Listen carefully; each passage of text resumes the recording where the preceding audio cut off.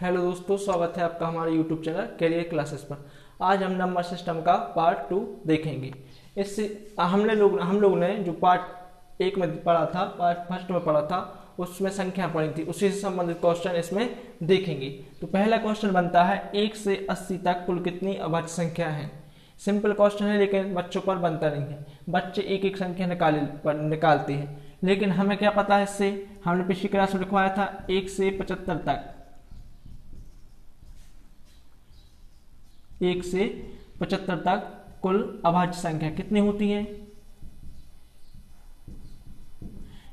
हमें पता है 1 से 75 तक कुल 21 अभाज्य संख्याएं होती हैं। अब 75 के बाद क्या आता है? 76, 77, 78, 79, 80। अब 5 संख्या में से देख लो, इनमें से कौन सी अभाज्य संख्या है। 76 अभाज्य संख्या नहीं है, 77 नहीं है, 78 नहीं है, 79 है, 80 नहीं है।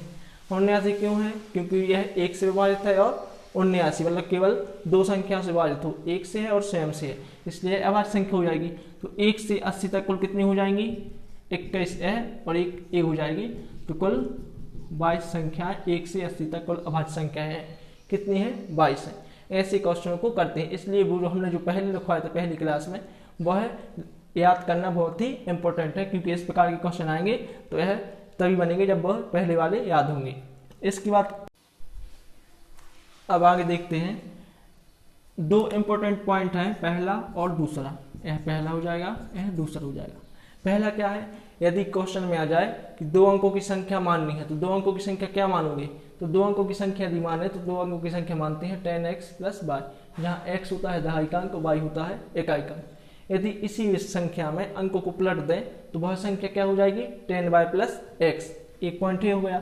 यदि 3 अंकों की संख्या कब आ जाए पेपर में, तो 3 अंकों की संख्या मानेंगे 100x plus 10y plus z। यहाँ पर x हो जाएगा, यहाँ से हो जाएगा इकाई, दहाई और सैकड़ा। ठीक, इसके बाद देखते हैं, यदि अंकों को पलटने में बनी संख्या, तो अंकों को पलटने में बनी संख्या क्या मानेंगे?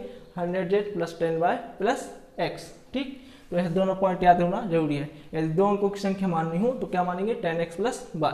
इसकी क्वेश्चन ज़्यादातर ऑप्शन से हो जाते हैं हेल्प, ऑप्शन से जल्दी आंसर भी आ जाता है, लेकिन कुछ कुछ क्वेश्चन होते हैं कि ऑप्शन में वो ऐसा बोल देते हैं कि इकाई का और दहाई के अंकों का अंतर का वर्ग कितना होगा। तो ऐसे क्वेश्चन को फिर अपन ऑप्शन से नहीं कर सकते, इसलिए याद होना जरूरी है कि 2 अंकों की संख्या क्या मानेंगे? 10x प्लस y, और उनको पलटने पर संख्या क्या मानेंगे? 10y प्लस x, जहाँ x दहाई है, y इकाई है। इससे संबंधित क्वेश्चन देखते हैं। कुछ 2 अंकों की संख्या और अंकों को पलटने पर प्राप्त संख्या पहले वाली संख्या से 36 अधिक है। पहले वाली संख्या से कितनी अधिक है? 36 अधिक है। देखना क्वेश्चन में क्या बोला। जैसे हमने 2 अंकों की संख्या मान ली, 2 अंकों की संख्या क्या मानेंगे? 10x प्लस y, और अंकों को पलट देंगे तो अंकों को पलटने पर संख्या क्या हो जाएगी? 10y plus x। अब जो यह वाली संख्या है सेकंड वाली, मतलब अंकों को पलटने पर पहले वाली संख्या से 36 अधिक है, मतलब इससे क्या है? यह 36 अधिक है। तो यहाँ पे -36 कर देंगे। क्यों करें -36? क्यों करेंगे -36? इसलिए करेंगे क्योंकि बराबर का साइन लेना है। इसको ऐसे भी लिख सकते थे प्रश्न अनुसार कि अंकों को पलटने पर प्राप्त संख्या, अंकों को पलट दिया तो संख्या पर क्या प्राप्त हुई? 10y प्लस x माइनस पहली संख्या क्या थी? 10x plus y। इन दोनों का अंतर कितना है? 36 है। ऐसे भी ले सकते थे, दोनों भी ले सकते हैं। अब यहाँ पर देखना, 10y plus x minus 10x और माइनस प्लस माइनस y बराबर 36। 10y में से एक y चला जाएगा, 9y बचेगा, और 10x में से एक x चला जाएगा, माइनस का 9x बचेगा बराबर 36। 9 कॉमन ले लेंगे, क्या बचेगा? y माइनस x बराबर 36, या यहाँ पे लिख दे रहे हैं y माइनस x बराबर क्या आ गया? 9 चौके 36। यह इंपॉर्टेंट पॉइंट मिल गया कि 9 माइनस x बराबर 4, y माइनस x बराबर 4। यहाँ पे y क्या है? इकाइकांक, और x क्या है? दहाइकांक। मतलब कहने का अर्थ है कि y बड़ा है x से, मतलब इकाइकांक बड़ा है दहाई के अंक से। अब देखना, ऐसी कितनी संख्या संभव है यदि हम इकाइकांक 1 मान लें। इकाइकांक क्या मान लें? दहाइकांक x बराबर दहाइकांक है, तो यदि दहाइकांक 1 मान लें तो y का अंक क्या हो जाएगा, यहाँ पे देख ले रहा है, यहाँ पे देखना, अपन को पता है y माइनस एक्स बराबर क्या है 4। यदि x बराबर क्या ले लिया, 1 ले लिया है, x बराबर क्या ले लिया 1, तो y बराबर क्या हो जाएगा, y माइनस 1 बराबर 4, तो y बराबर क्या हो जाएगा 5, y बराबर क्या हो गया 5। अंकों को पलटने पर संख्या क्या हो जाएगी, अभी 15 संख्या मिली, अंकों को पलट देंगे संख्या क्या हो जाएगी 51। 51 में से 15 घटाएंगे तो अंतर कितने का मिलेगा 36 का, एक संख्या यह हो गई। इसी प्रकार यदि इकाई का अंक 2 मान लें तो यहाँ पे क्या हो जाएगा, 2 सट जाएगा, क्या हो जाएगा जुड़ जाएगा, तो क्या हो जाएगा 6, और अंकों को पलटने पर संख्या प्राप्त होगी क्या 62। इन दोनों को घटाएंगे तो अंतर कितना मिलेगा 36। इसी प्रकार 2 में से 2 यदि 3 मान लें तो यहाँ पर y बराबर क्या हो जाएगा 9, और अंकों को पलटने पर संख्या क्या हो जाएगी 93।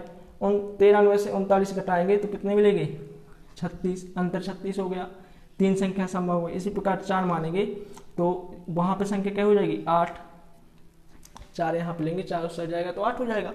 यहाँ पे फिर हो जाएगा 84, अंकों को पलटने पर संख्या क्या हो जाएगी 84, अंतर देखेंगे तो अंतर कितना मिलेगा 36। इसी प्रकार यहाँ पे मान ले 5, तो यहाँ पे क्या हो जाएगी वो 9, तो अंकों को पलटने पर संख्या क्या मिलेगी 95, और अंतर देखें तो कितना मिलेगा 36। तो ऐसी कितनी संख्या संभव हो जाएगी 1 2 3 4 5, ऐसी कितनी संख्या संभव है, इसका आंसर कितना आ जाएगा 5। यहाँ पे 6 क्यों लेंगे आगे, यदि यहाँ पे 6 ले लिया, मान के चलो x बराबर यहाँ पे हमने 6 ले लिया, तो 6 ले लिया तो y का मान क्या हो जाएगा 6 उससे आ जाएगा तो माइनस में कितना आएगा, सॉरी y उससे आ जाएगा तो 10 आ जाएगा। यहाँ पे हमने x का मान 6 ले लिया तो 6 उस साइड जाएगा तो प्लस हो जाएगा, तो y का मान कितना आ जाएगा 10 आ जाएगा। तो y का मान होना चाहिए हमेशा सिंगल अंक में, क्यों होना चाहिए, क्योंकि y तो इकाई का अंक है, इकाई का अंक सिंगल अंक होगा, और यहाँ पे 10 आ जाएगा, इसलिए यहाँ से 6 से ऊपर नहीं लेंगे। तो ऐसी कितनी संख्या संभव है, 5 संख्या संभव है। आगे के क्वेश्चन देखते हैं हम, आगे देखते हैं। एक फॉर्मूला याद रखना जरूरी है, ए वाला, ए से बी तक, ए से बी के बीच कुल कितनी संख्या है, ए से बी के बीच कुल कितनी संख्या है, इसको निकालने के लिए यह सूत्र याद करना जरूरी है, b माइनस ए बटे अंतर प्लस 1। इससे संबंधित क्वेश्चन कैसे बनेगा अभी हम बता रहे हैं। पहले एक पॉइंट देखते हैं, सबसे बड़ी ऋणात्मक संख्या। सबसे बड़ी ऋणात्मक संख्या कौन सी है, ऋण 1 है। एक अंक की कितनी संख्या है, एक अंक की कितनी संख्या है, तो यहाँ पर देखें 1 2 3 4 5 6 7 8 9। अब 0 इसमें नहीं होती, मेन पॉइंट इसलिए हमने लिखवाया है। एक अंक की कुल कितनी संख्या है, तो कुल 9 संख्या है, 1 2 3 4 5 6 7 8 9। 0 उसमें शामिल नहीं होता है, तो यदि पेपर में आ जाए कि एक अंक की कुल कितनी संख्या है तो 9 होती है, 0 को नहीं लेती। इसके बाद 2 अंक की कुल कितनी संख्या है, तो 2 अंकों की संख्या कहाँ से चालू होते हैं 10 से, 10 11 कहाँ तक जाएंगी 99 तक। अब फॉर्मूला याद रखना जरूरी है, क्यों है, जैसे हमने बोल दिया 2 अंक की कितनी संख्या है तो 10 से स्टार्ट हो रही है 99 तक है, तो बी कहलाती है लास्ट वाली। तो 99 माइनस 10, शुरुआत कहाँ से हो रही चालू, ए से, मतलब ए बराबर 10 बटे अंतर कितने का है इन दोनों के बीच, 11 में से 10 जाएगा 1, फिर इसके बाद यहाँ पे आ जाएगा 12, तो 12 में से 11 जाएगा 1, अंतर कितने का है 1 का, प्लस 1। तो 99 में से 10 जाएगा कितना बचेगा, 99 में से 10 जाएगा 89 बचेगा, और 89 और 1 जोड़ देंगे कितना हो जाएगा 90। तो इसमें क्या मिल गया, 2 अंक की कुल कितनी संख्या है 90 है, 10 से लेकर 99 तक कुल कितनी संख्या है 90 है, इसलिए यह फॉर्मूला होना याद होना जरूरी है। इसी का एक क्वेश्चन और देते हैं हम, जैसा आप कर दे रहे ऊपर का, बस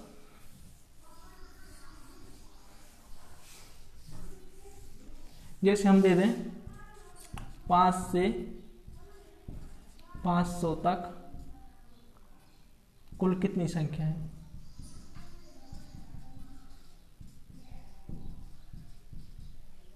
5 से 500 तक कुल कितनी संख्या है, तो यहाँ पे देखना 500 ऋण 5, यहाँ पे a बराबर क्या है 5 और b बराबर क्या है 500। इन दोनों को हल कर यदि मान रख दें इसमें, तो 500 ऋण 5 बटे अंतर क्या रहेगा 1 करेगा, क्योंकि 5 से रेगुलर लेना है 5 6 7, तो 6 में से 5 जाएगा 1, अंतर कितने का रहेगा 1 का, प्लस 1। यहाँ पे 500 में से 5 जाएगा, कितना बचेगा 495, और 1 जोड़ देंगे कितना हो जाएगा 496। तो 5 से 500 तक कितनी संख्या है 496 है। ऐसे ही दे सकते थे कि 500 से 500 तक, 5 से 500 तक 5 से विभाजित या 3 से विभाजित बोल दें हम, 3 से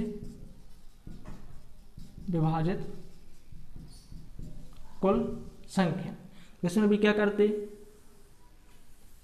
जैसे 5 से 500 तक 3 से विभाजित कुल संख्या लिखनी है, तो इसमें क्या होता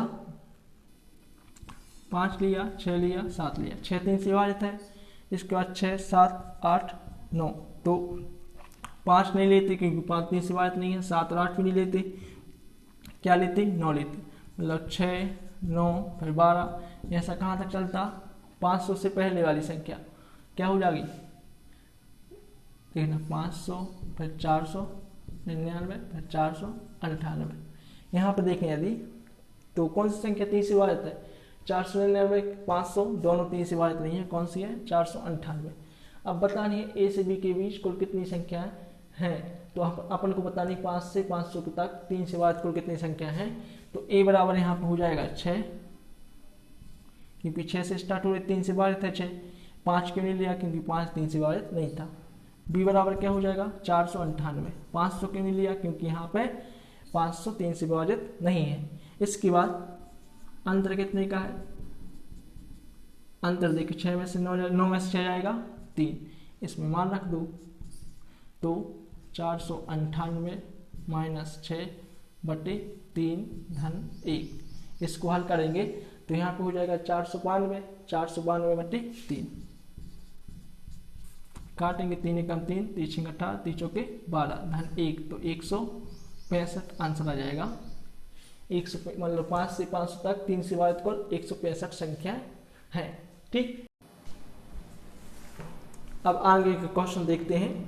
एक फेमस क्वेश्चन बनता है, यहाँ पे अपन को 4 अंक दिए हैं, हम लोग को 4 अंक दिए हैं 2 1 3 0, इनका यूज करके सबसे बड़ी और सबसे छोटी संख्या बतानी है, और कंडीशन दी है कि अंकों को रिपीट किया जाए और अंकों को रिपीट ना किया जाए। ठीक, बच्चे जल्दबाजी में इन क्वेश्चनों को गलती कर देते हैं, तो एक बार देख लेना कैसे करते हैं। ठीक, सबसे पहले फर्स्ट कंडीशन के अनुसार अंकों को रिपीट जब ना किया जाए, तो जब अंकों को रिपीट नहीं करेंगे तब सबसे बड़ी कौन सी हो जाएगी, 4 अंकों में सबसे बड़ी कौन सी है 3, 3 के बाद कौन सी बड़ी है 2, इसके बाद 1, इसके बाद 0, तो 3210 हो जाएगी सबसे बड़ी। कब, जब अंकों को रिपीट ना किया जाए। और सबसे छोटी कौन सी हो जाएगी, सबसे छोटी में बच्चे जल्दबाजी में 0 लगा देते हैं, यदि अंक 0 लगा दोगे तो अंक संख्या बनेगी वो 3 अंकों की बनेगी, और हमें बनानी है 4 अंकों की, इसलिए 0 को भूल जाओ। इन तीनों में सबसे छोटी कौन सी है 1, इसके बाद 0 ले लेना है, इसके बाद 2 संख्या हो गई 1 और 0, 2 अंक ले लिए। अब 2 और 3 में कौन छोटा है 2, इसके बाद 3, तो 4 अंकों की सबसे छोटी कौन सी हो जाएगी 1023। कब, जब अंकों को रिपीट ना किया जाए, और सबसे बड़ी हो जाएगी 3210। अब सेकंड कंडीशन के अनुसार, सबसे बड़ी और सबसे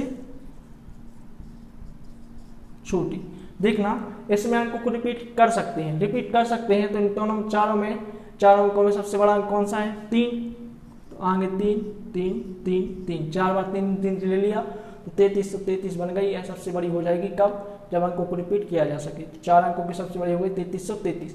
और सबसे छोटी 4 अंकों की सबसे छोटी कौन हो जाएगी, बच्चे जल्दबाजी में क्या लगा देते हैं 0 0 लगा देते हैं, तो वह 0 लगाएंगे तो वह सिंगल डिजिट की संख्या बनेगी। ठीक, तो 0 0 नहीं होगी। यहाँ पर चारों अंकों में 0 को छोड़ के छोटा कौन सा है 1, 0 को छोड़ दे तो इन तीनों में छोटा कौन सा है 1, इसके बाद 0 0 लगा दो, तो 4 अंकों की संख्या हो गई 1000। यह 4 अंकों की सबसे छोटी हो जाएगी। सबसे बड़ी कौन सी हो जाएगी 3333। कब, जब अंकों को रिपीट किया जा सके।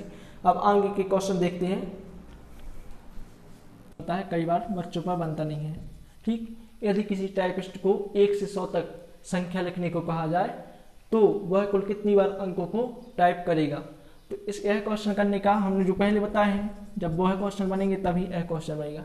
जैसे हमें टाइपिस्ट को 1 से 9 तक संख्या लिखनी है, तो कितने अंक टाइप करेगा 9 अंक टाइप करेगा, मतलब 9 बार टाइप करेगा।